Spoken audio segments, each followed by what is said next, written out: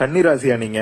இந்த வீடியோ உங்களுக்கு தான், மறக்காம ஃபுல்லா பாருங்க. கன்னிராசியை பத்தி முக்கியமான 2 விஷயம் இருக்குங்க. ஒன்னு கால்குலேட்டிவ், இன்னொன்னு கான்சியஸ். எந்த ஒரு டிசிஷன் எடுத்தாலும் இவங்களுக்கு ஒரு ரோட் மேப் இல்லாட்டி ப்ளூ பிரிண்ட் தேவைப்படும். அதனால கடமையை செய் பலனை எதிர்பாருங்கிற பாலிசியில வாழ்றவங்க. தனுசு ராசி கொள்கையோட வாழ்றவங்கன்னா இவங்க ஒரு நம்பரை வச்சு வாழ்றவங்க. இந்த வயசுல இதெல்லாம் அச்சீவ் பண்ணிருக்கணும், இந்த அமௌண்ட் லைஃப்ல சேர்த்தணுங்கிற நம்பரோட வச்சு இருக்கிறவங்க பாருங்களேன், கன்னிராசி இருக்கும். கன்னிராசியில கண்டிப்பா ஏதோ ஒரு பிளானட் இருக்கு. இவங்களுக்கு கிரிட்டிக்கல் திங்கிங், அதாவது பகுத்தறிவு ரொம்ப அதிகமா இருக்கு. ஒரு நார்மலான விஷயத்தை கூட ஒரு ரீசனிங் வச்சிருப்பாங்க. நான் இந்த நாள் இந்த டைம்ல கோயிலுக்கு போயிட்டு வந்தா என்னமோ தெரியல எனக்கு பெனிஃபிட்டா இருக்கு அப்படின்னு நினைப்பாங்க. ஏன்டா இதுக்கு போய் இவ்வளவு யோசிக்கிறேன்னு கேட்டா அது எனக்கு அப்படிதான் அப்படின்னு சொல்லுவாங்க. மீனராசி எப்படி சப்கான்சியஸ்னஸோ இது கான்சியஸ்னஸ். எந்த ஒரு வேலை பண்ணாலும் பெர்ஃபெக்ஷன் எதிர்பார்ப்பாங்க. கைடன்ஸ் கொடுத்தா பரவாயில்லைங்க, ஆனா குத்தி காட்டுறது கிரிட்டிக்ங்கிறதுல கன்னிராசி தான். அதனாலேயே ஒரு சிலர்லாம் இவங்ககிட்ட மனுஷ இருப்பானா அப்படின்னு சொல்லியிருப்பாங்க. இவங்களுக்கு இவங்களோட டெய்லி ரொட்டீன் லைஃப் ஸ்டைல் கரெக்டா இருந்தா போதுங்க, நிறைய பிரச்சனை இவங்க சார்ட் அவுட் பண்ணிடுவாங்க. லைஃப் ஒரு கண்ட்ரோல்ல கொண்டு வர முடியலையா, ஒரு ரொட்டீனை மாத்தி பாருங்க, கரெக்டா பண்ணி பாருங்க,